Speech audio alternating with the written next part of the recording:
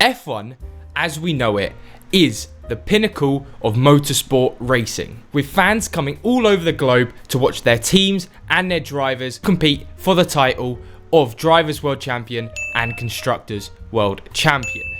However, it not only is the biggest motorsport in the world, it is a multi-billion-pound company. And with any business, they always try to put finance first. And that is the issue that a lot of us F1 fans are seeing right now happening to this wonderful sport. Now, what am I talking about? I am talking about the street circuits.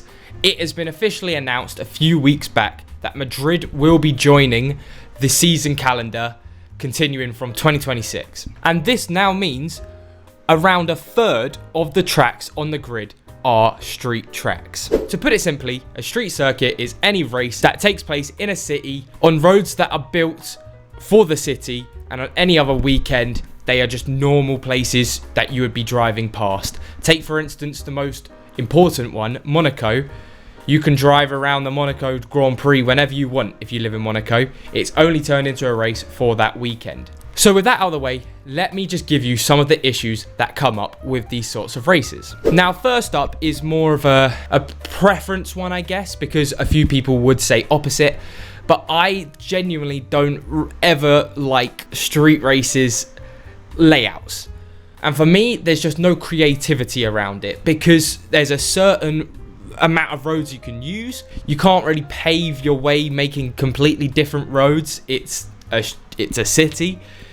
So there's only so many options you can make. And with this tend to be narrow circuits where it's hard to overtake, Monaco, or the complete opposite, where you have tracks like Vegas, where it's just basically one straight line. You've got it in Azerbaijan as well, but luckily it's a little bit better. Azerbaijan has the same problem with being narrow. In first sector, not so much. Mainly the second sector is very narrow. It's good for keeping the racing tight. However, it's relatively boring. Then another point is the whole lead up to the races. Take for instance Vegas again. It happens everywhere in the world in street tracks though. Especially when it was in Vegas though, you could see the whole city just being completely disturbed for like a month coming up to the race. And it's just not good for bringing in, first of all, fans from these countries that you want them to enjoy. We saw a lot of Vegas residents were not happy. A lot of people weren't happy about it. And it's just a nuisance. It cost a lot of money to do. The tracks tend to not be that great for overtaking and just for overall racing. And it really just caters to like the elite financial level fans. Because I'll show you some of the Vegas prices. I'll show you some of the Monaco prices. I'll show you just a few other prices of street tracks. And I'm not saying it's cheap to go anywhere else.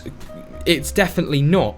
But the comparison is just insane. And then also you piss off the fans again by covering up walls so they can't see. There's like bridges, they'll put covers over. It's just not a good way to have a race weekend. And then I think there's two more reasons why street races are sort of annoying me to this point. And one of them is massive, I'll do that last. But the other one is they're taking over iconic racetracks. I mean, the whole point of F1 is to drive around the best racetracks in the world with the best cars in the world, with the best drivers, with the best teams, with the best engineers, with the best everything. And these street tracks aren't the best. And they're taking over, for instance, Madrid will probably take over Catalonia.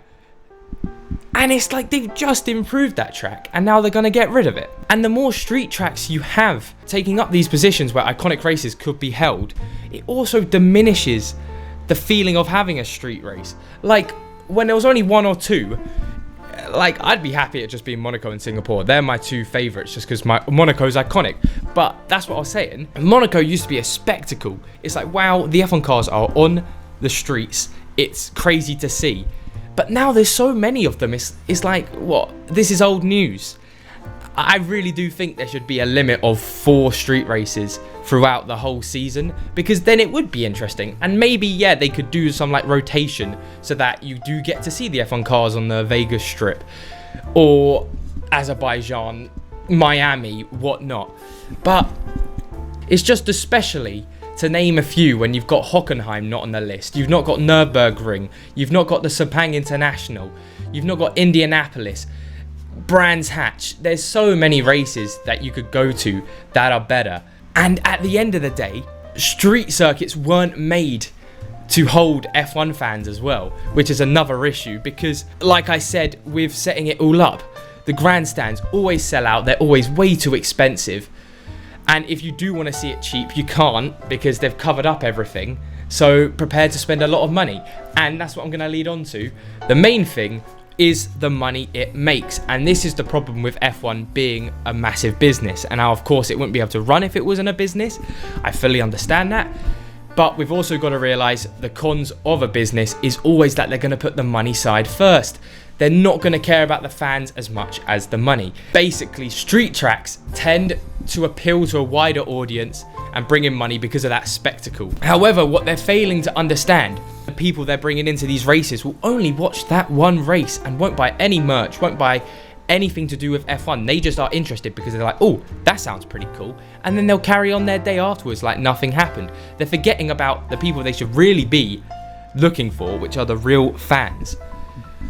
But of course, they're looking for an easy payday, which is what these street tracks give. And don't get me wrong, I do think it is cool seeing F1 cars on these tracks, going past famous buildings. Like Azerbaijan, I always go back to this, the iconic castle section. It is iconic, but when there's so many famous tracks out there not being used, it just seems like a waste.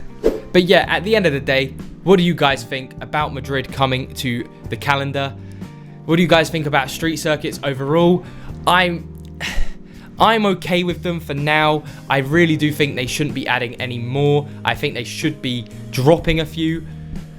But for now, I think I can settle with it because there's so many races in a season. But I'm not too happy about it. But comment down below what do you guys think about this as well.